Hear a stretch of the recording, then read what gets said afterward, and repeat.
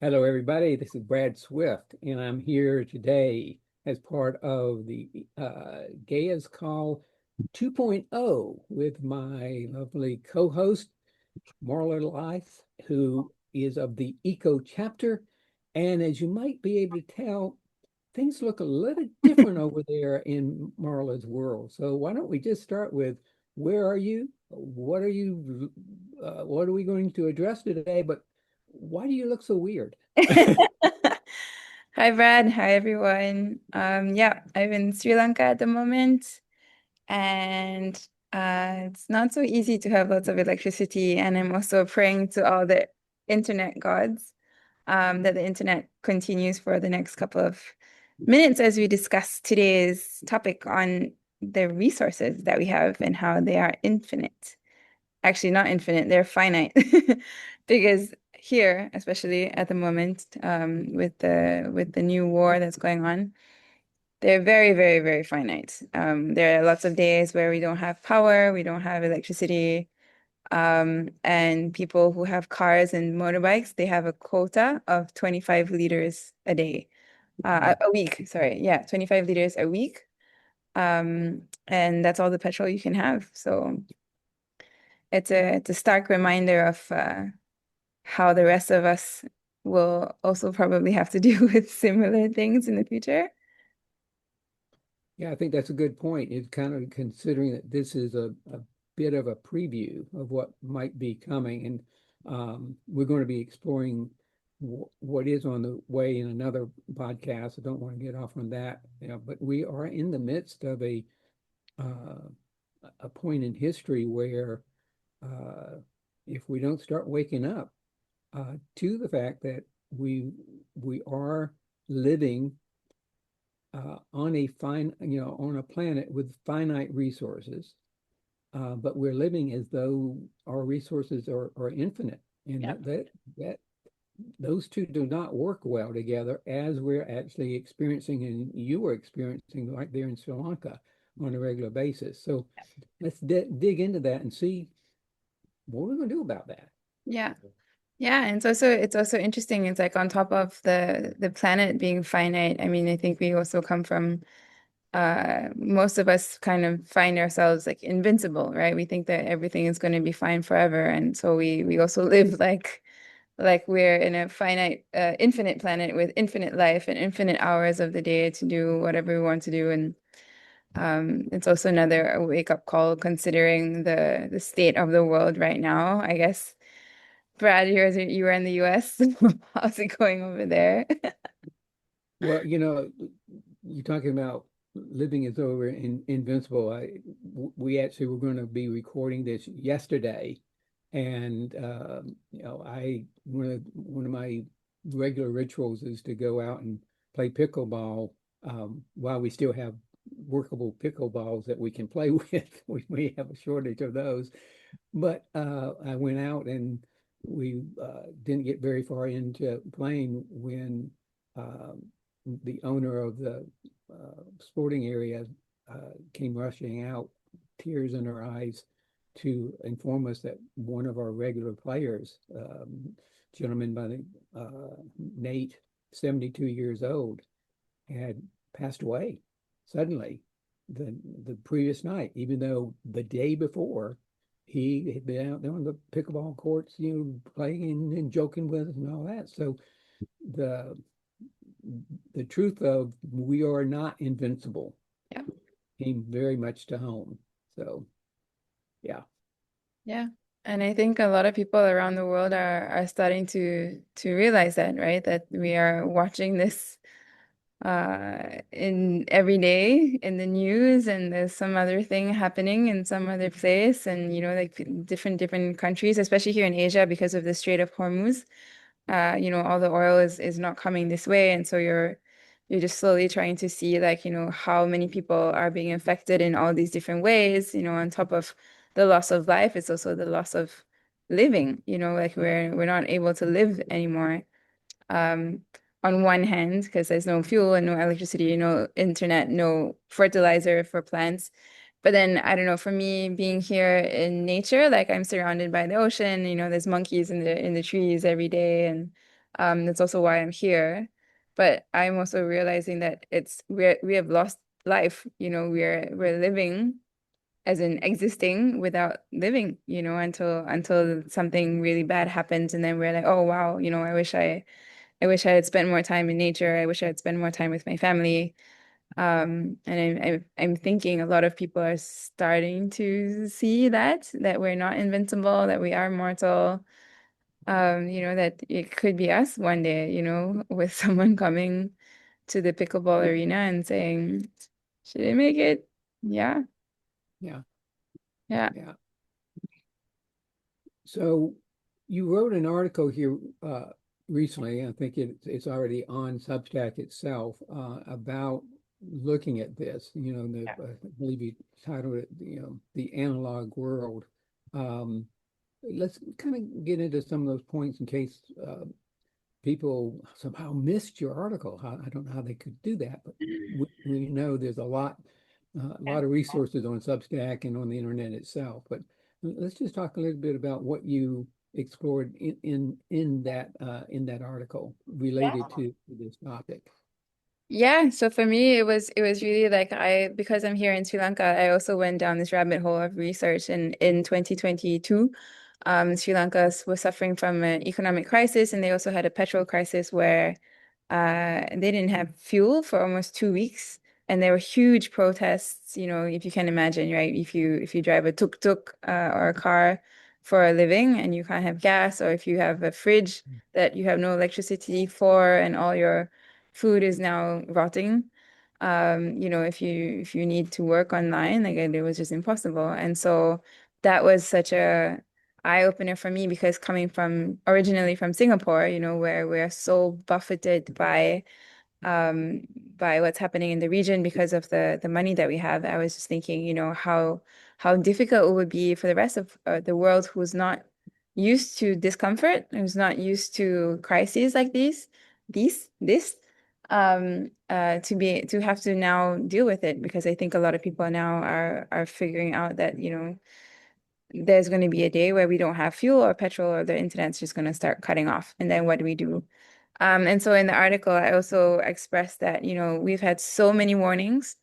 COVID was one of them. We had the, I don't know, Y2K, we had quite a few different economic crises over the years. And it almost feels like Mother Nature or Pachamama is like warning us and saying, like, if we don't slow down, if we don't figure out alternatives ways of living where it's not so exploitive and so extractive, that we're just going to have no choice. Like now we have ways to like ration things or not waste food or electricity or water, but at some point it's going to come to you don't have it anymore. Yeah, so it's almost like a so I wrote in the article, I think my last line was like, I'm done playing your game. I don't want to play this game anymore. I want to live a slower, um, more connected life with friends and family and nature, rather than running this rat race of taking constantly, because we live in a finite planet, right? At the end of the day. Yeah. Yeah, it reminds me of, as I've shared on the podcast before, a lot of my background and training has been in the area of personal development and coaching, life on purpose coaching and all that. There's a common way of kind of introducing people to what you're pointing to. I call it the universal UPS truck. For those of you in other countries that may not be as familiar with UPS, it's one of the delivery services that's been around way before, Amazon delivery and all that. But the way the story and the metaphor goes is, that the universe is like a UPS truck in that it has a package, and inside of that package is an important lesson for us to learn. And if you don't accept the package, like if the UPS truck comes to deliver the package and you're not home or you're not ready to accept it, that's not a problem with the UPS trucks. They simply leave you a little note and say that we'll try again on such and such a date. The universal UPS truck is a little bit different in that when you don't accept the package, yes, it will come to deliver it again.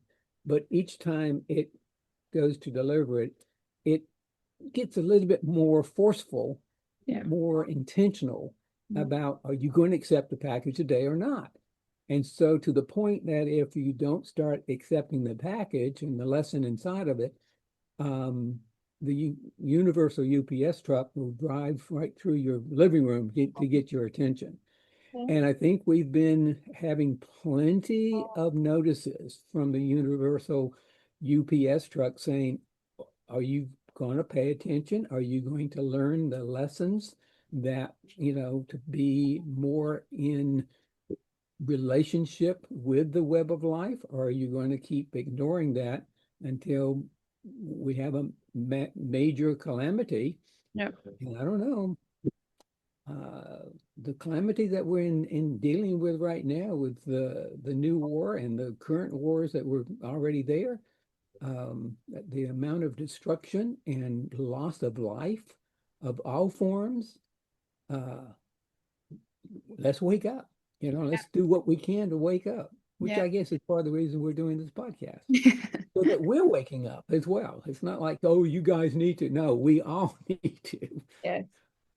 No, but it's totally true because like I mean, if you remember like during COVID, like all the carbon emissions and went so low down that they were almost like before the Industrial Revolution era.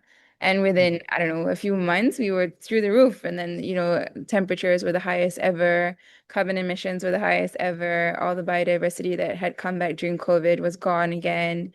And it was almost like people were taking even more than they had before to like make up for all the time that they lost.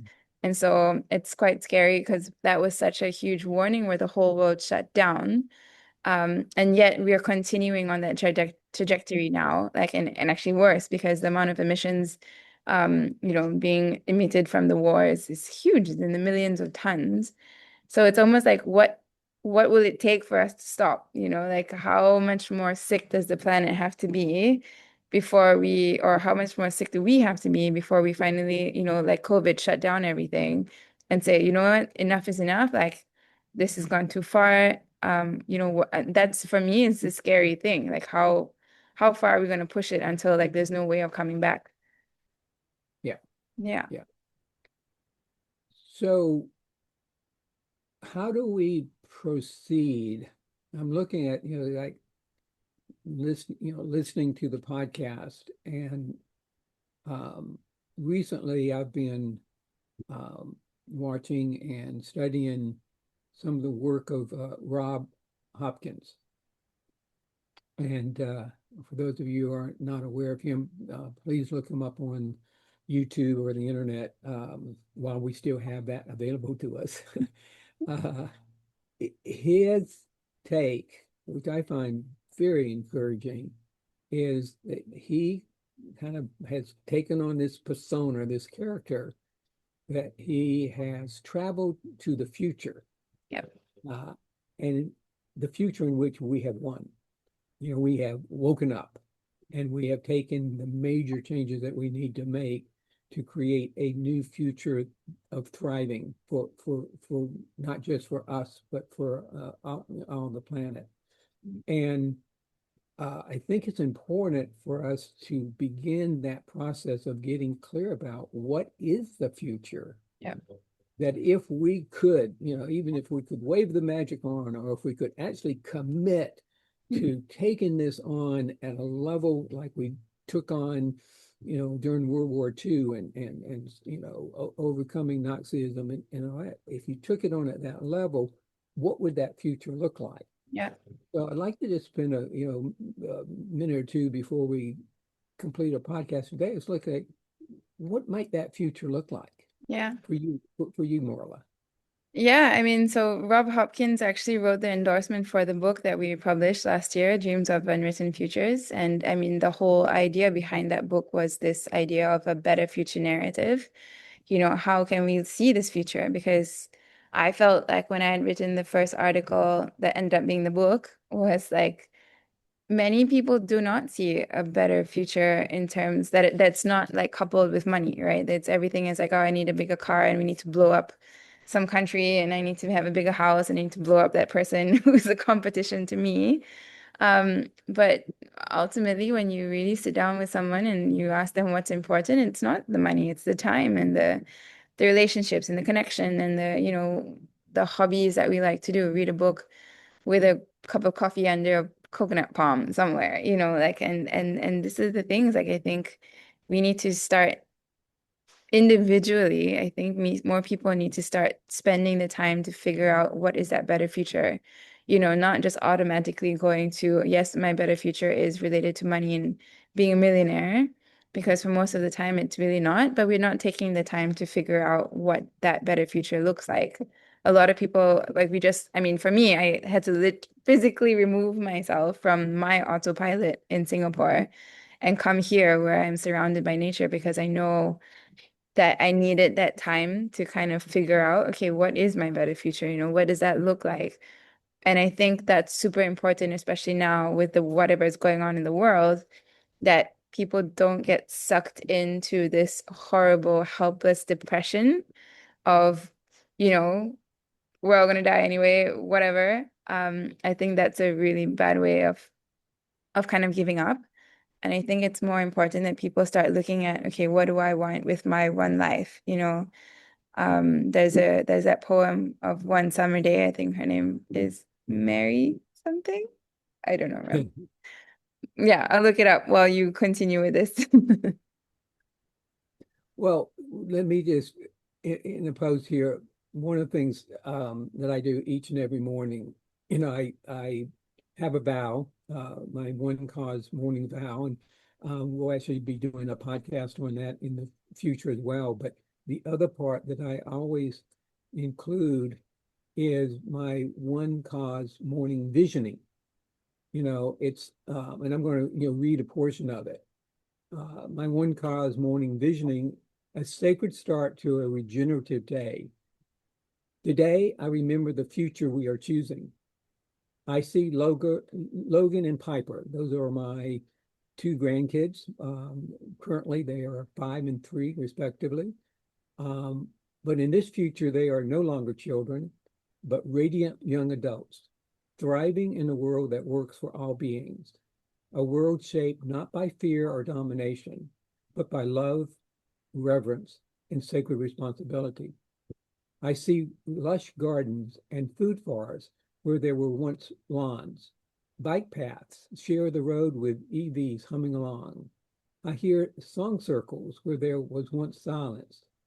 I see the earth breathing more freely.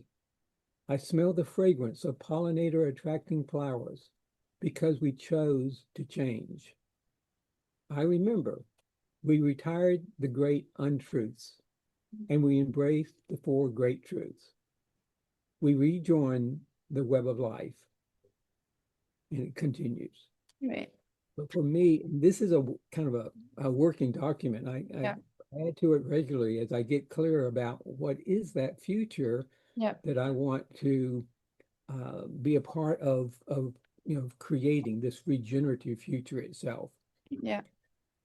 Yeah. And I can read the poem. I found it. It's by Mary Oliver and it's called The Summer Day. So she Mm. says, who made the world? Who made the swan and the black bear? Who made the grasshopper? This grasshopper, I mean, the one who has flung herself out on the grass, the one who's eating sugar out of my hand, who's moving her jaws back and forth instead of up and down, who is gazing around with her enormous and complicated eyes. Now she lifts her pale forearms and thoroughly washes her face. Now she snaps her wings open and floats away. I don't know exactly what a prayer is. I do know how to pay attention, how to fall down into the grass, how to kneel down in the grass, how to be idle and blessed, how to stroll through the fields, which is what I have been doing all day. Tell Mm. me, what else should I have done? Doesn't everything die at last and too soon? Tell me, what is it you plan to do with your one wild and precious life? Beautiful. Yeah, it's so nice. Beautiful. Well, to But me, yeah, I that, guess our question is to all our listeners. What do you guys plan to do with your one precious life? yeah, yes, for sure. And for and with your other generations. Yeah. Yeah. And speaking of generations, we really want to reach out to other generations. We're going to talk more about generations in another podcast, but um, I'm in one generation, obviously, 2 years younger than Marla, and I don't know if having Logan and Piper, they may be a little young yet to have on the show. Who knows? But we would like to, if you know of somebody who's really making a difference, maybe in their local community, maybe in a larger area, who's in a generation, kind of the artist generation. Again, we'll talk more about what that means later, but we would love to have opportunity to chat with them and see what they're up to and what can we do to support what they're up to as well. So, anything you want to add about that? No, I mean, even if people are too shy to come on the show, please just send us questions or comments or people that you know that we can get in touch with, and then we'll reach out to them for you, or we'll answer questions that you have in mind. Yeah, very good. Yeah. All right. I think that's a wrap for today, and Yeah. we'll be back soon with another Gares Call 2.0. Thank you Yeah. to the tech gods for allowing us to make this work today. Take care, everybody. Bye.